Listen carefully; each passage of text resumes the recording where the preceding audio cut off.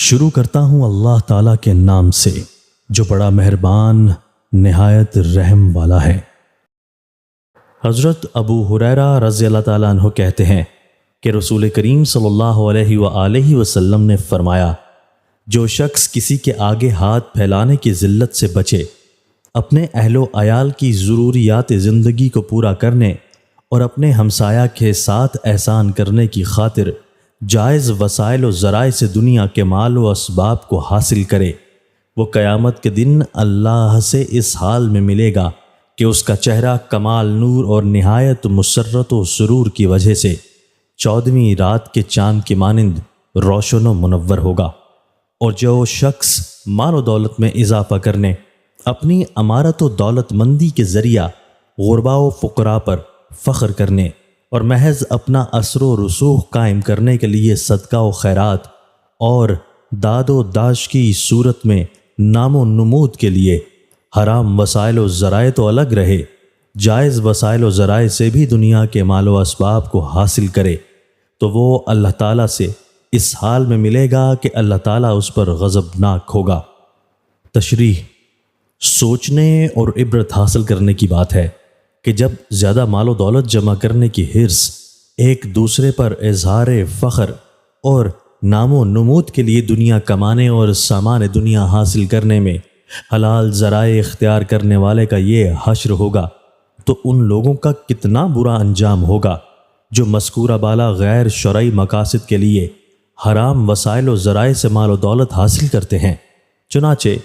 حضور صلی اللہ علیہ وآلہ وسلم نے حدیث میں حرام مال کمانے والوں کا ذکر شاید اسی طرف اشارہ کرنے کے لیے نہیں فرمایا کہ یہ کام کسی مسلمان کا تو ہرگز نہیں ہو سکتا کہ اول تو وہ مذکورہ مفاسد کی خاطر دنیا کمائے اور پھر وسائل و ذرائع بھی حرام و ناجائز اختیار کرے، یا ایسے لوگوں کا ذکر اس لیے نہیں فرمایا کہ ان کا انجام بدحدیث کے انداز بیاں اور طرز مضمون سے خود بخود واضح ہو جاتا ہے۔ حضرت سہل بن سعد رضی اللہ تعالیٰ عنہ سے روایت ہے کہ رسول کریم صلی اللہ علیہ وآلہ وسلم نے فرمایا، یہ خیر یعنی مال و دولت کے انبار خزانے ہیں، اور ان خزانوں کے لیے کنجیاں ہیں، یعنی اللہ اپنے جن نیک اور مخیر بندوں کو مال و دولت سے نوازتا ہے، وہ گویا ان خدائی خزانوں کی کنجیاں ہوتے ہیں کہ ان کے مالی عطیات اور صدقہ و خیرات کے ذریعہ فقیر و مفلس اور ضرورت مند بندگان اللہ فائدہ اٹھاتے ہیں۔ بس دنیاوی کامیابی اور ترقی اور اخروی فلاح و سعادت کی بشارت ہو اس بندہ کو جس کو اللہ نے خیر یعنی نیکیوں، بھلائیوں اور مالی بخشش و عطا کے دروازے کھولنے، اور برائی یعنی بخل و خست اور ضرورت مندوں سے بے پرواہی کے دروازے بند ہونے کا سبب و ذریعہ بنایا ہے، اور دین و دنیا کی ہلاکت و تباہی ہے اس بندہ کے لیے جس کو اللہ نے برائی کے دروازے کھولنے اور خیر کے دروازے بند ہونے کا سبب و ذریعہ بنایا ہے، یعنی جو مالدار اپنی دولت کو بڑھانے کے چکر میں رہتا ہے